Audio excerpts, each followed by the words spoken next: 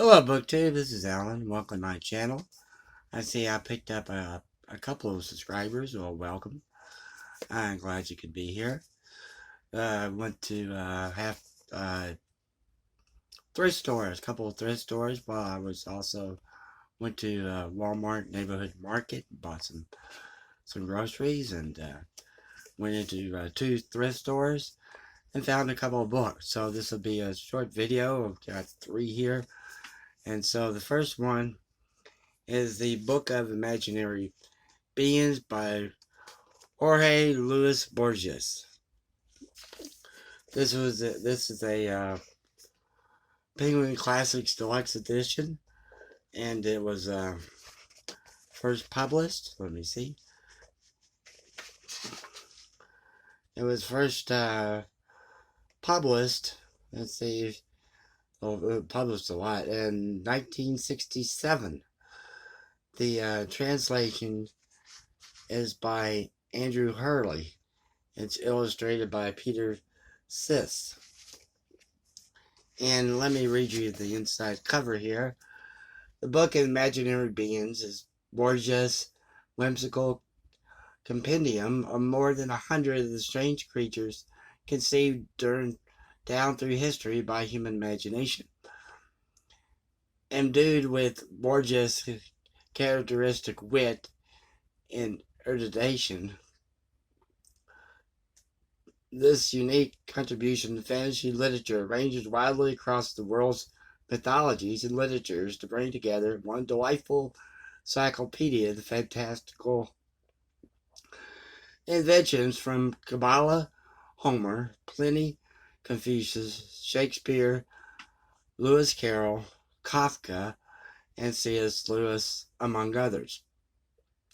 Here readers will find the familiar and expected dragons and centaurs, unicorns and gnomes, as well as the less familiar and altogether unexpected animals that live in the mirror, the elephant that prefigured the birth of Buddha, the lambed wolfniks, and the hairy beast of La Ferté Bernard. Throughout Borges' cunning and humorous commentaries is sheer delight.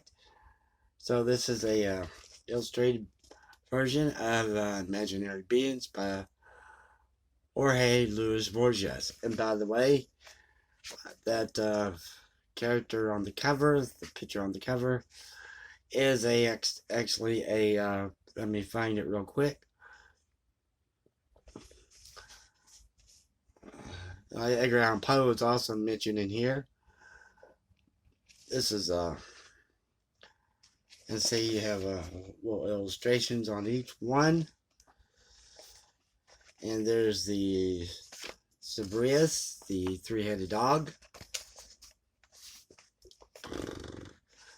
And the one on the cover is actually this one here. It's called a Barak. It's the first verse of the 7th surah of the Quran reads as follows: Glory be to him who carried his servant by the night from the sacred temple of Mecca to the temple that is more remote, whose precinct we have blessed that we might show him our signs. Commentators tell us that the praised one is God, servant Muhammad, the sacred temple that of Mecca, the distant temple that Jerusalem. We also informed that from Jerusalem the prophet was transported to the 7th heaven. In the most ancient versions of this legend, Muhammad was guided by a man or an angel. In those of latter date, he was taken by a celestial steed, larger than the ass and smaller than a mule. This animal is Barak. It's spelled B-U-R-A-Q or B-O-R-A-K. So I'm going with the Borak, whose name means the shining or resplendent one. Excuse me.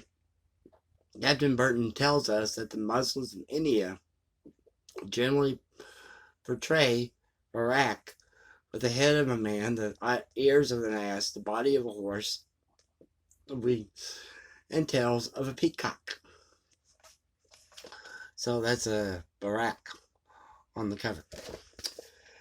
The next one is the is a biography of James Smithson. There he is on the back cover. Now, James Smithson, this is by Heather Ewing. And this one came out in 2007. And this is the first edition. James Smithson, everybody probably knows the Smithsonian Institute. This was the gentleman that donated the money to have the Smithsonian Institute built. And on the back he says, I then bequeath the whole of my property to the United States of America to be found at Washington under the name of Smithsonian Institute, an establishment for increased diffusion to knowledge among man. James Smithson. And extensive notes. And here's a little color photos.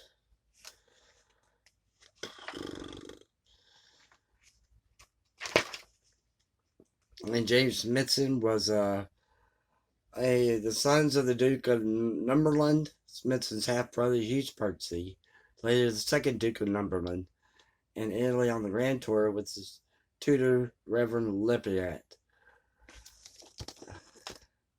Here are these photos. And she does give a genealogy in the back of James Smithson. Back here. And James Smithson's mother was Elizabeth Hungerford.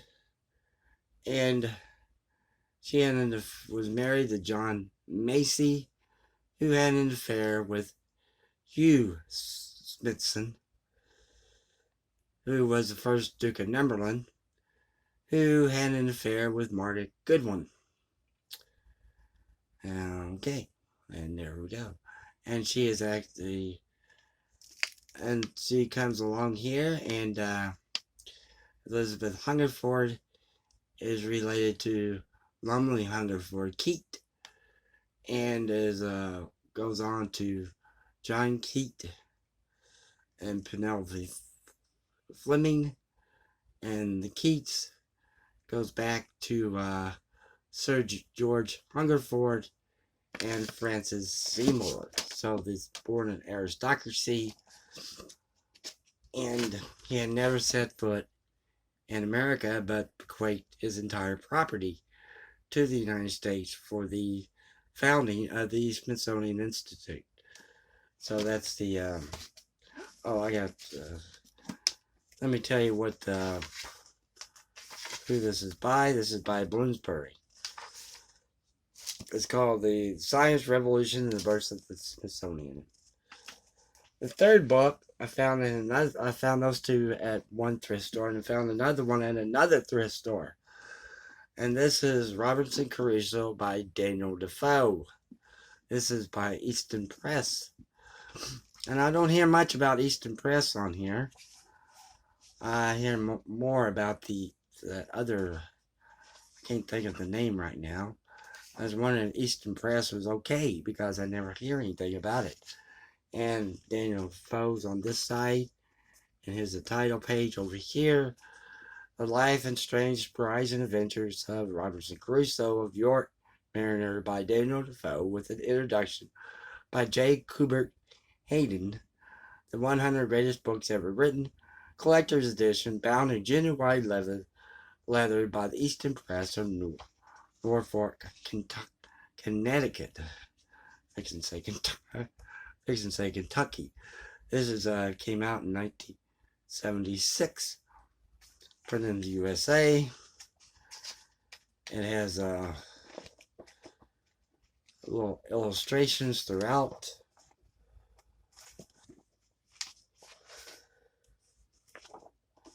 So I'm glad to get this. It's one of my favorite books. Robinson Crusoe by Daniel Defoe. So yeah, this is a Easton Press book. I'm looking forward to seeing this, reading this.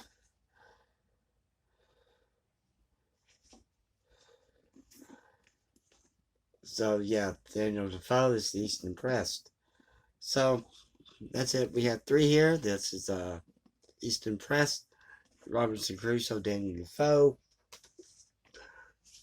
the biography of James Smithson, called The Lost World of James Smithson, subtitle Science Revolution and the Birth of the Smithsonian, and the third book was The Book of Imaginary Beings by Jorge Luis Borges. Thank you for watching, and have a good day.